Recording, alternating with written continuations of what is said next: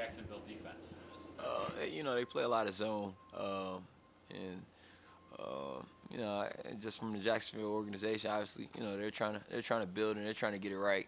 But also, I know that they want to win, and every week I talk about it. Somebody asked me yesterday, who are you guys facing this week? And it took me a while to think because like I really didn't really care too much. You know what I mean? It's not even about them. It's about us and how we prepare and how we go out and play, and that's all that really matters. But definitely a defense that runs a lot of zone. We have timing has to be good. We've got to be able to sit in those zones and get open. And on third down, they play man, and they play football. It's football at the end of the day. Faceless Exactly. opponent. Nameless great faces. That's what I say, man. And at the end of the day, it's about not what they do, but about what we doing and how we execute. Like it doesn't matter who we play, and that's always gonna be my mindset.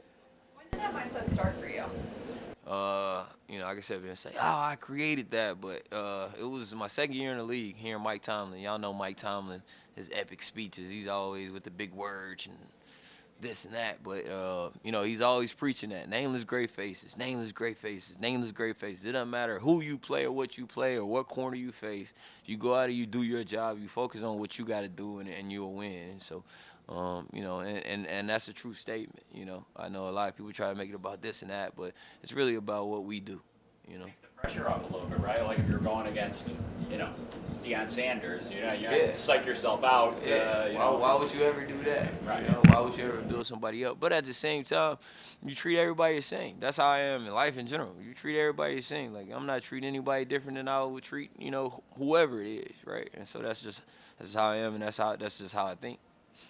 Like a few minutes ago, and he said he was kind of underwhelmed with Josh Allen on Cast. He said he was Yeah. expecting the guy that's running around here. Yeah. He was a little bit bored of it. What's the biggest difference between Cast Josh and in the building Josh? I didn't watch the segment. I saw a little bit of it, but I tell you what, Peyton putting his stamp on Josh, man, that's huge because I know how Peyton is, and for Marshall, his son, to love Josh, man, that speaks volume, because I know how Peyton rolls, and it was good to see him. I saw just a segment I think where he said that Marshall had the Jay Allen jersey on. I thought that was funny.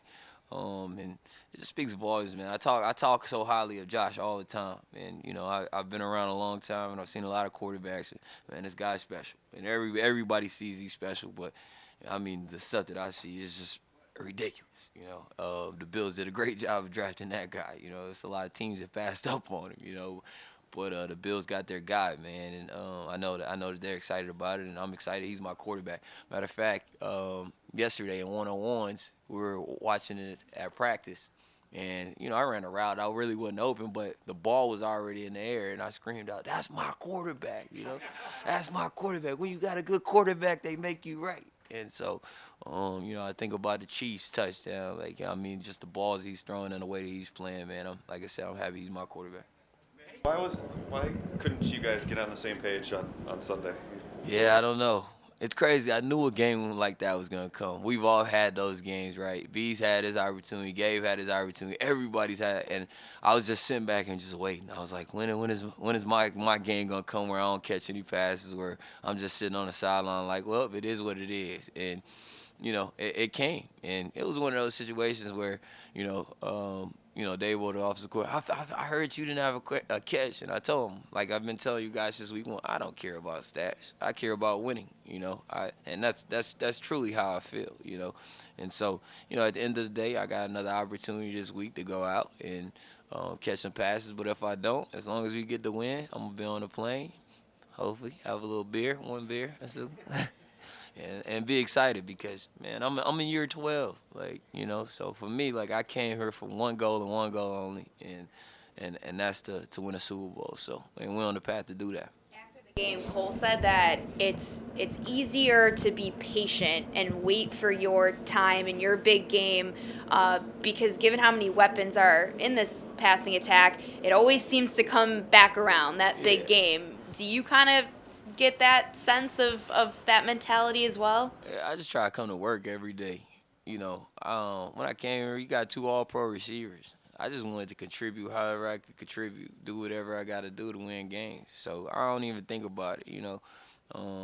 it is what it is, But I know, like, based off my career and me playing football, I know we still got a lot of ball left. I know I'm gonna have a big games, right? I've already had a couple big games, and they're gonna come back around. And if they don't, they don't. But as long as we're in the playoffs and we winning, and we headed in the right direction to the point that we can hoist that Lombardi, and next year I could be on, like I said, on an island somewhere, man. I'm happy. You know what I mean? Like, I'm happy. So that's all that matters, man. And we got a great group of guys. We got a great receiver. And we got a good quarterback. We got a good offense. And so let's just keep rolling. Are you saying this is your last year? I don't know. We'll see. If we can win it all, heck yeah, I'm done. We know you're confident in yourself, the offense. We've had those conversations, about distribution. Does it help, though, to actually go through the motions of a game where you and Steph aren't as involved, and then that allows Gabriel and Cole to get it done, just to see it play out, that all the weapons can work at different times? 100%. And you gotta think about Cole.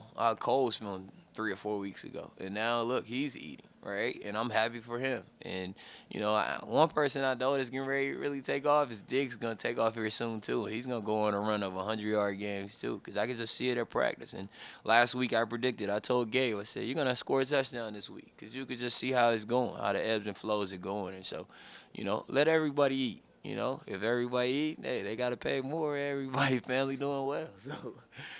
So everybody eats, we win, everybody's happy, I'm happy, and the whole city of Buffalo's happy. So let's just keep winning, huh? Seems like there should be some big opportunities for those big plays. The Jags secondary has kind of struggled recently. When you look at them on film, what do you see from that unit? I think every team we play, there's a big opportunity for big plays, and so that's we're always looking for the big plays, and we're always looking to make necessary plays to win games. But definitely, it's always every game is big play opportunities that we're looking for. Specifically, like, what do you see from Jacksonville's secondary when you look at them on film? I see a Jacksonville defense that plays zone and plays man just like the rest of the league. What do you want me to do? Tell them, oh yeah, this is the play that we're gonna run versus this coverage. I'm a boring interviewer. I don't get. Oh yeah, we got 5 cameras right here. I'm telling the entire world. Yes. So when they play this coverage, Diggs is gonna roll out to the right. I'm gonna throw a pass. Yeah. The Dolphins did a better job than most teams of defending those nows and wide receiver screens. Like, they rallied the ball, dropped people out. Yeah. Do you think it was? Any thought on what they did right? It was a function of maybe they play press man anyway. Yeah, I think they came out. The first game they played as man, right? They played a lot of man. Then they came out in the second game. They played a lot of zone and ran zero a ton. So when the team is playing zero, obviously you have an opportunity to hit them on a big play. So the entire game we're thinking, like, if we hit them on a big play and get them out of zero, it's over. And so we're trying to find it the first half, coming off a bye. We were trying to find it in the second half. Brian Dable, the offensive coordinator, made his adjustments. Cole started getting hot. We started finding that Cole was getting open, and Josh started turning into Josh, stiff arming guys and making plays, and we were able to score points and win the game. Go ahead. When you said you knew that Gabe was going to score last week, what did you see? It was just the game plan. You could just see just at practice just how the ebb and flows of it was gonna go. Like I told him, I said, "You're gonna score this week," and he did. I thought he was gonna have 2. But he had 1 though. But man, Gabe had a great game. Someone gonna score? Anyone who you predicting for this one? I don't know. I'll let y'all know next game. Pass. You said you're going to throw a pass. Exactly. I've heard Peyton talk to other players who played with Peyton, who said he was maybe the most fanatical about, like, going over every single contingency. Like, he wanted to know every single, like, if this happens, this happens, this happens. Does that ring a bell with you, or no? I mean, like, Peyton around the building, I rarely even saw Peyton. Like, Peyton locker was just there, but he was never there. He was always up top, with the coaches and just getting his mental right, always. Spencer goes out 2 weeks ago, John this last week. When there's that much turnover on the line, how does that affect not only you guys at the receiver position, but the offense in general? Yeah, every team I've been on, it has to be a next man up mentality.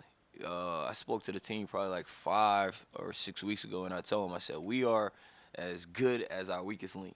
And that's what and not saying that anybody's the weakest link, but you have a pecking order. So no matter what, if you're on practice squad and you get called up, you have to fill that role in order to win that game. And so it's always a next man up mentality. And so however it happens, there can't be any excuses. We got to go out and win a game. Weird question, but when it gets colder, is it more difficult to quickly get in and out of your breaks? Like, do you lose some speed? Yeah, especially with my body. Especially my body. Diggs was having a debate with me with somebody who was like, "Yo, you might have more yardage." I said, "Diggs, I have a lot of yards on this body, man." And he was telling me, "No, I don't think you do." I said, "Man, I've had 3 Super Bowl runs. I'm running 60 plays a game." I said, he's like, "You don't do it full." I said, "Diggs, I practice full speed." You know, me and Diggs debate. But yeah, like with this body, yeah, that back get tight and those knees get tight. It be small stuff like in my pinky toe. You like, man, why is that?